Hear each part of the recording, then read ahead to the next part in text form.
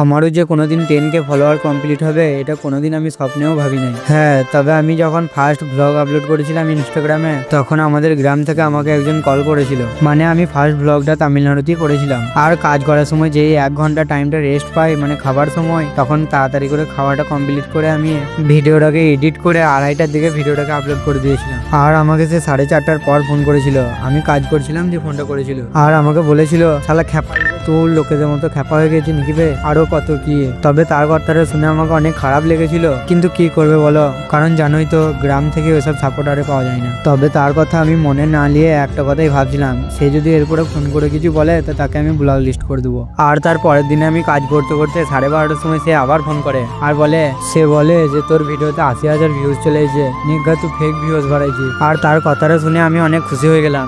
80,000 views, তারপর ঢুকে দেখছি সত্যি তো আমার 80,000 ভিউজ চলে এসেছে। আর সে তো বলছে তুই পয়সা দিয়ে এই করেছিস, তুই ফেক ভিউয়ার্স বাড়াইছিস। আর তার কথাটা শুনে আমি তো খুশি হচ্ছিলাম, কারণ আমি তো জানি যে আমি ফেক ভিউজ বাড়াই নাই। আর সেই ভিডিওতে আমার ভিউজ দেখে ভেবেছিলাম এরপর থেকে আমি ভিডিও আপলোড করতেই থাকবো। তারপরে তামিলনাড়ুতে আমি অনেক কষ্ট করে অনেকগুলো ভিডিও বানিয়েছিলাম। তবে আমি সেই দিন থেকে যে ভিডিও বানাতে শুরু করেছি, এখনো পর্যন্ত কাজের ফাঁকে ফাঁকে ভিডিও বানাই। তবে বলে না যে পরিশ্রমের ফল কোনোদিনও ব্যর্থ যায় না, একদিন না একদিন সফল হবেই। আর এখানে যে আমার কাজের এতটাই চাপ যে আমার কখন 10K হয়েছে ফেসবুকে সেটাও আমি জানি না। আর ইনস্টাগ্রামে কবে যে 10K হবে কি জানি, তবে ইনশাল্লাহ একদিন তো পূরণ হবেই।